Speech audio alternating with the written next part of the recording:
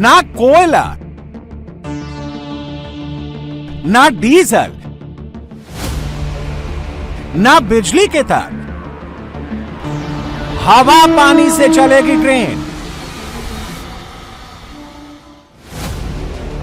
यह है हिंदुस्तान की पहली hydrogen fuel cell train. Hindustan ने वो कर दिखाया है जो अमेरिका नहीं कर पाया। जापान अभी तक टेस्टिंग ही कर पाया है, लेकिन हिंदुस्तान ने दुनिया की पहली और सबसे लंबी हाइड्रोजन पैसेंजर ट्रेन को बनाकर कामयाबी के साथ दौड़ा भी दिया है। हिंदुस्तान की यह हाइड्रोजन ट्रेन शुद्ध स्वदेशी है, जिसे प्रधानमंत्री नरेंद्र मोदी ने हरियाणा के जींद से हरी झंडी दिखाकर सोनीपत के लिए रवाना किया।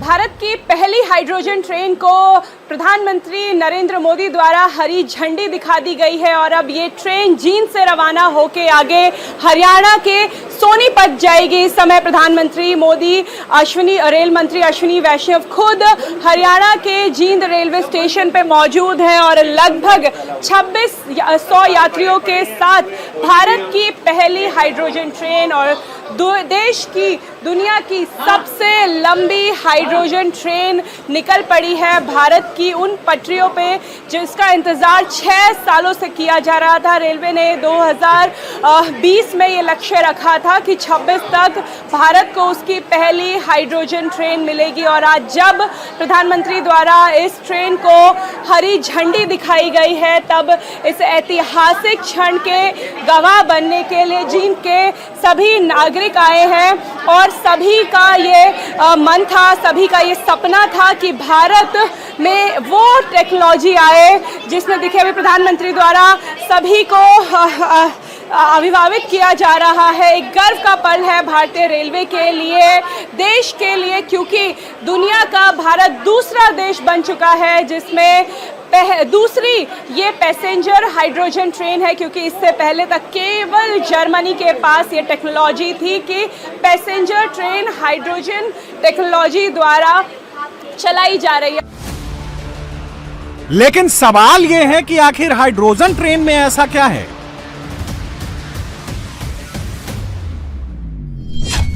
भारत को हाइड्रोजन ट्रेन की जरूरत क्यों पड़ी? क्यों हाइड्रोजन ट्रेन भारत की बड़ी अचीवमेंट है? वजह है इसकी खासियत। यह पूरी तरह से पॉल्यूशन फ्री है। यह कार्बन नहीं, पानी की बौछार उड़ाती है। यह धुआं नहीं, भाप छोड़ती है। यह बिना शोर के दौड़ती जाती है। यह डीजल नहीं, हाइड्रोजन ऑक्सीजन से चलती है। यह हाइड्रोजन ऑक्सीजन से बिजली बनाती है। यह बनती महंगी है लेकिन चलाना सस्ता है। इसीलिए हाइड्रोजन ट्रेन को हिंदुस्तान की फ्यूचरिस्टिक ट्रेन कहा जा रहा है। अगर भारत ज्यादा से ज्यादा हाइड्रोजन ट्रेन बनाकर ट्रैक पर लाता है तो डीजल बिजली पर चलने वाली ट्रेन पर निर्भरता कम होगी। साथ ही साथ उन जगहों पर भी ट्रेन चलाई जा सकती है जहां इलेक्ट्रिफिकेशन मुश्किल है।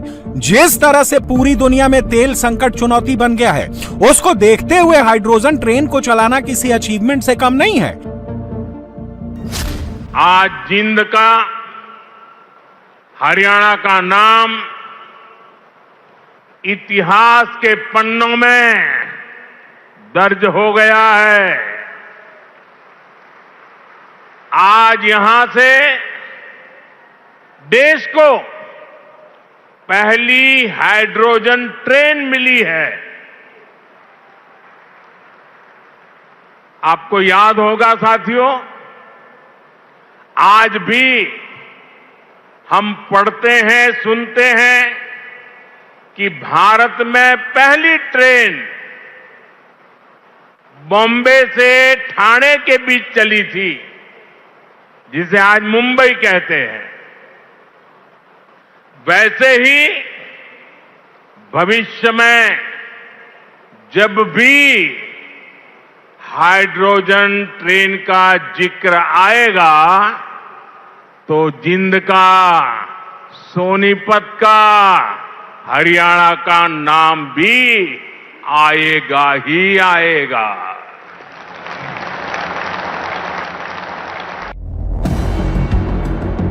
हाइड्रोजन ट्रेन को आज भारत ने दौड़ाकर ट्रेन परिचालन की दुनिया में एक नया मुकाम हासिल कर लिया। भारत की यह कामयाबी बहुत बड़ी क्यों है? जर्मनी ने 2018 में दुनिया की पहली कॉमर्शियल हाइड्रोजन पैसेंजर ट्रेन 16 सितंबर 2018 से चलाई। जर्मनी की हाइड्रोजन पैसेंजर ट्रेन में 2 या 4 कोचेज ही हैं, लेकिन भारत की हाइड्रोजन ट्रेन 10 डिब्बों वाली है। 3200 हॉर्स पावर वाले 2 हाइड्रोजन सेल फ्यूल कार से लैस है।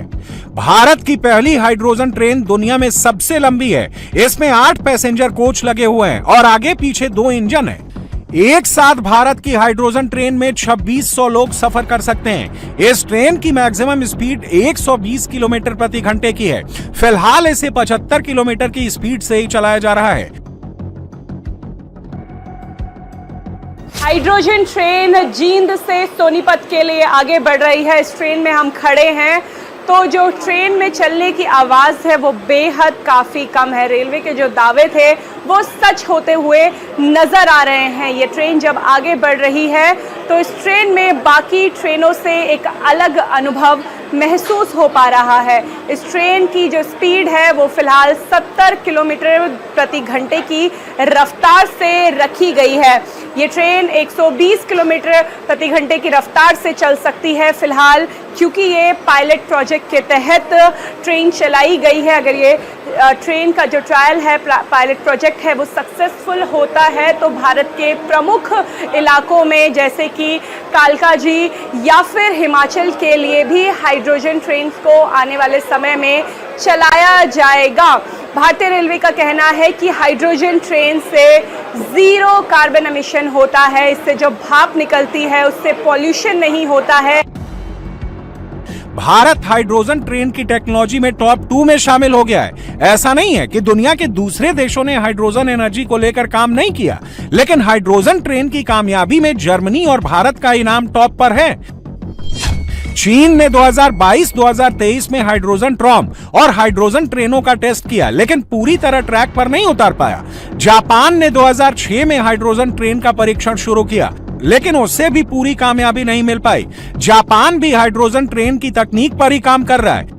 अमेरिका ने 2024-2025 में हाइड्रोजन ट्रेन का पायलट प्रोजेक्ट शुरू किया, लेकिन अभी तक उसकी टेस्टिंग ही चल रही है। साउथ कोरिया, ब्रिटेन, स्वीडन भी अभी तक ट्रायल ही कर रहे हैं। जबकि भारत ने आज जींद और सोनीपत के बीच हाइड्रोजन ट्रेन को दौड़ा भी दिया। अभी ये पायलट प्रोजेक्ट के तौर पर जींद और सोनीपत के बीच चलाई जा रही है। अगर ये प्रयोग सफल रहा तो दार्जिलिंग, सिलीगुड़ी, कालका, शिमला जैसे पहाड़ी दुर्गम इलाकों में भी हाइड्रोजन ट्रेन को चलाया जाएगा, जहां इलेक्ट्रिफिकेशन और डीजल ट्रेन चलाने में तमाम चुनौतियां हैं।